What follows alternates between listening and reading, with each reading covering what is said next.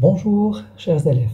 Aujourd'hui, on va étudier le premier chapitre de l'unité Consommation de matière organique et flux d'énergie, intitulé Les réactions responsables de la libération de l'énergie emmagasinée dans la matière organique au niveau de la cellule.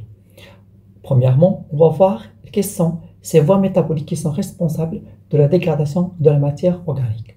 Comme vous savez, la matière organique elle est riche en énergie. Je prends comme exemple le glucose, le C6H12O6. Alors, cette énergie chimique, on la trouve au niveau des liaisons qu'on trouve entre les atomes de carbone et entre les atomes de carbone et les atomes d'oxygène. Donc, la dégradation du glucose va nous donner de l'ATP, qui est une forme d'énergie chimique utilisable par la cellule. Alors, on va voir maintenant quelles sont ces voies. Il y a deux voies principales, soit que le milieu il est aérobie, soit que le milieu il est anaérobie. Dans le cas du milieu aérobie, on se base sur la respiration cellulaire, c'est-à-dire on va dégrader le glucose totalement en présence d'oxygène, en libérant le CO2 et H2O, et on obtient une très grande quantité d'ATP. Alors que dans le milieu qui est anaérobie, on va réaliser une dégradation qui est partielle, c'est-à-dire on va réaliser la fermentation. Au cours de cette dégradation partielle, on obtient des déchets comme l'acide lactique ou l'éthanol selon le type de fermentation, mais on obtient une faible quantité d'ATP. Alors maintenant, si on compare les deux phénomènes, alors on commence par la définition de la respiration, puis la définition de la fermentation. Alors pour la respiration cellulaire, c'est une voie métabolique, c'est-à-dire ensemble de réactions.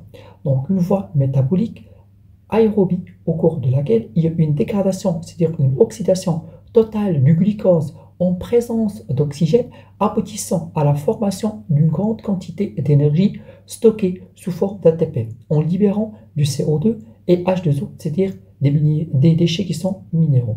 Alors que la fermentation, c'est une voie métabolique anaérobie au cours de laquelle il y a une dégradation, c'est-à-dire une oxydation partielle du glucose en absence d'oxygène et aboutissant à la formation d'une faible quantité d'énergie stockée sous forme d'ATP tout en libérant des résidus organiques comme l'acide lactique ou l'éthanol.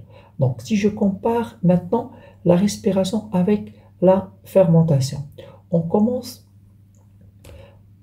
par la glycolyse. C'est une étape qui est commune entre la respiration et la fermentation.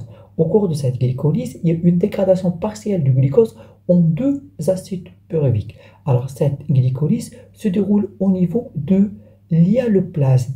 Alors c'est quoi l'hyaloplasme? Donc la définition de l'hyaloplasme, ou ce qu'on appelle le cytosol, c'est un liquide cytoplasmique dans lequel elle baigne les organites cellulaires, c'est-à-dire le cytoplasme moins les organites cellulaire. Donc si je prends la cellule, elle est entourée par une membrane cytoplasmique, puis à l'intérieur de la cellule, on trouve le noyau et entouré par le cytoplasme dans lequel on trouve des organites et un liquide dans lequel baignent ces organites, ce qu'on appelle notre hyaloplasme, dans lequel se déroule la glycolyse, qui est une étape qui est commune entre la respiration et la fermentation. Alors si je prends maintenant la première voie, c'est-à-dire la respiration. On a dit qu'elle commence par la glycolyse.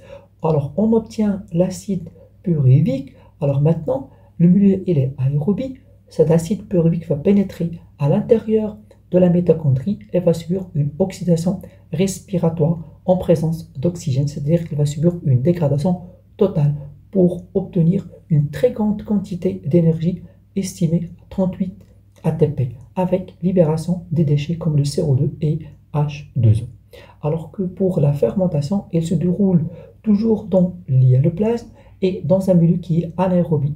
Donc on commence par la glycolyse, puis l'acide pyruvique qu'on obtient va subir une réduction en acide lactique dans le cas de la fermentation lactique ou en éthanol plus CO2 dans le cas de la fermentation alcoolique. Et il va nous donner seulement 2 ATP. Alors maintenant, si je donne les points communs et les différences entre les deux phénomènes. Alors pour les caractéristiques communes entre la respiration et la fermentation, nous avons comme premier point la dégradation du glucose. Deuxièmement, la production d'énergie chimique sous forme d'ATP. Et enfin, la dégradation du glucose en deux acides pyruviques, c'est ce qu'on appelle la glycolyse qui se trouve au niveau de l'hyaloplasme. Maintenant, pour la différence entre la respiration et la fermentation. Alors, pour les conditions du milieu, pour la fermentation, soit alcoolique, soit lactique, elle se déroule dans un milieu qui est anaérobie, c'est-à-dire en absence d'oxygène, alors que la respiration cellulaire se déroule au niveau d'un milieu qui est riche en oxygène, c'est-à-dire un milieu qui est aérobie. Alors, pour type de dégradation ou ce qu'on appelle oxydation, c'est une dégradation qui est partielle pour fermentation, respiration, c'est une dégradation qui est totale. Les déchets, puisque c'est une dégradation qui est partielle, donc on obtient toujours de la matière organique. Pour la fermentation alcoolique, on obtient de l'éthanol et CO2, alors que pour la fermentation lactique, on obtient seulement l'acide lactique. Pour la respiration cellulaire, on obtient des résidus minéraux comme le CO2 et H2O.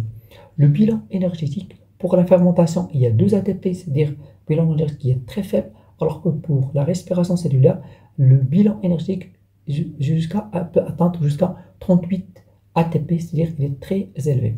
Alors maintenant, pour les étapes et la localisation cellulaire.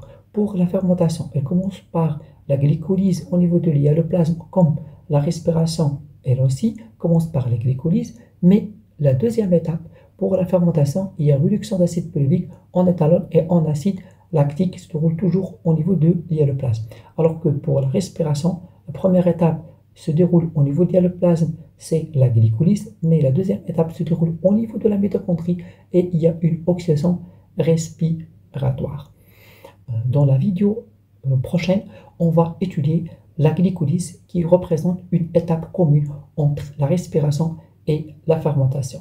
Je vous remercie et à bientôt.